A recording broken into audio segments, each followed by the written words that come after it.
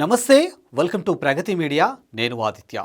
మనుషులంతా సమానమే అని చెప్పుకునే సమాజంలో కులం అనే విషయం ఇంకా ఎంతలా పేరుకుపోయిందో చెప్పడానికి నాగర్ కర్నూలు జిల్లా కుమ్మెర గ్రామంలో జరిగిన ఘటనే నిదర్శనం.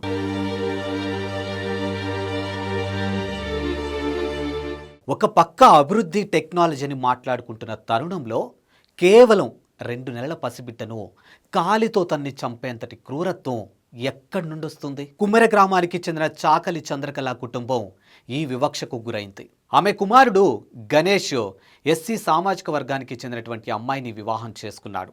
వీరికి 2 నెలల క్రితమే ఒక పాప పుట్టింది. ఫిబ్రవరి 18న శివరాత్రి జాతర సందర్భంగా చంద్రకళ తన కోడలు మనవరాలితో కలిసి స్థానిక మల్లికార్జున స్వామి గుడికి వెళ్ళింది. గుడి వద్ద ఉన్నటువంటి శ్రీనివాస్ రెడ్డి అనే వ్యక్తి వారిని అడ్డుకున్నాడు. దర్శనం కావాలంటే 100 రూపాయలు ఇవ్వాలని డిమాండ్ చేశాడు. తాము చాకలి వాళ్ళమని ఎప్పుడూ లేనిది ఇప్పుడు ఎందుకు అడుగుతున్నారని ప్రశ్నించినందుకు వారిని కులం పేరుతో దూషించారు. ఈ విషయాన్ని గణేష్ వాట్సాప్ గ్రూప్ లో ప్రశ్నించడంతో ఆగ్రహించినటువంటి అగ్రకుల వ్యక్తులు గణేష్ ను గుడిలో ఉన్నటువంటి ఒక గదిలోకి లాక్కెళ్లి తీవ్రంగా కొట్టారు. తమ భర్తను చంపొద్దని వేడుకుంటూ తన 2 నెలల బిడ్డను మధుసూదన్ రెడ్డి అనే వ్యక్తి కాళ్ల దగ్గర పెట్టింది. బిడ్డ ముఖం చూసైనా వదిలేయండి అని ప్రాధేయపడింది. కానీ ఆ వ్యక్తి కనికరం లేకుండా పసిబిడ్డను కాలితో తన్నాడు. ఆ దెబ్బకు పాప దూరంగా పడిపోయింది. ఫిబ్రవరి 18న జరిగినటువంటి దాడి తర్వాత పాప ఆరోగ్య పరిస్థితి క్షీణించి ఫిబ్రవరి 21న మరణించింది. బాధితులు ఫిర్యాదు చేయడానికి వెళ్తే పోలీసులు నిందితులకు మద్దతుగా వ్యవహరించారని,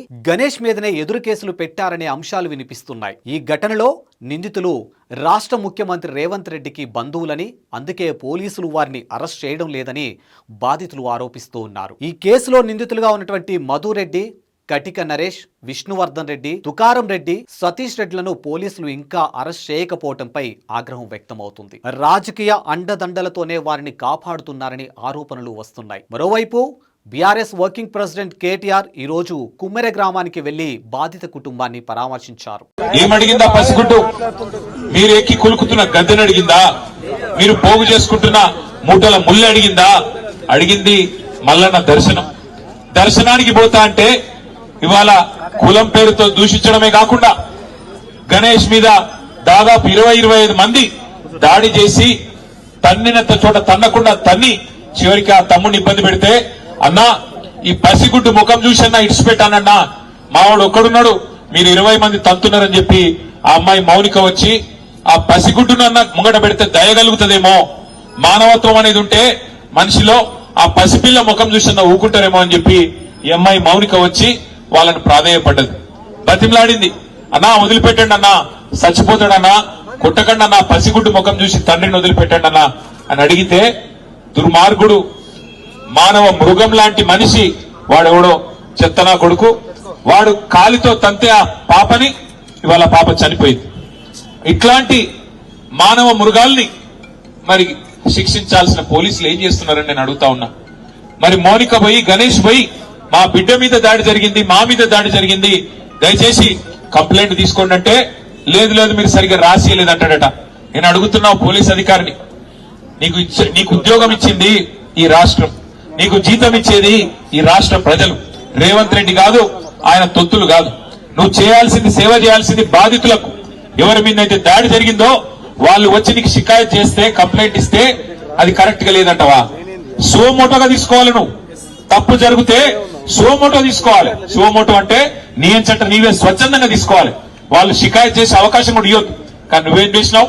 ఇవాళ బాధితులు వచ్చి నీ తరపు నీకు ఫిర్యాదు చేస్తే సిగ్గు లేకుండా అధికార పార్టీ నాయకులకు ఫోన్ చేసి, అయ్యా మీ మీద కంప్లైంట్ వచ్చింది, మీరు వచ్చి కౌంటర్ కంప్లైంట్ ఇవ్వండి అని చెప్పి నువ్వే వాళ్ళను ప్రేరేపించి, సిగ్గు లేకుండా చేస్తున్న, వేసుకున్న యూనిఫామ్ కి విలువ లేకుండా, చేస్తున్న ఉద్యోగానికి విలువ లేకుండా, పోలీసు అనే ఒక గౌరవం కూడా కోల్పోయే విధంగా ఇవాళ మీరు వాళ్ళని కాపాడే ప్రయత్నం చేస్తున్నారు.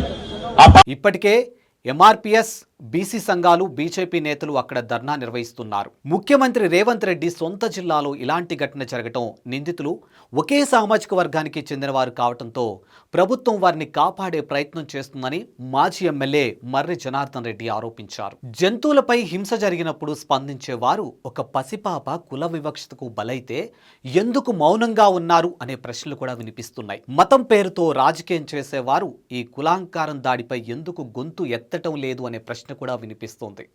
2 నెలల పసికందును తన్ని చంపేంత క్రూరత్వం సమాజంలో ఎందుకు పెరుగుతోంది? కుల వివక్ష కేవలం మాటల్లో లేదు, అది ఒక పసిబిడ్డ ప్రాణాన్ని బలి తీసుకునేంత స్థాయికి వెళ్ళింది. హిందువులంతా బంధువులే అనే నినాదాలు ఇక్కడ ఎందుకు పనిచేయవు? అధికార బలం, కుల అహంకారం ఒక పేద కుటుంబానికి న్యాయం జరగకుండా అడ్డుపడుతున్నాయా? ప్రజాస్వామ్యంలో అందరికీ సమాన హక్కులు ఎక్కడ ఉన్నాయనేదే నేటి ప్రశ్న.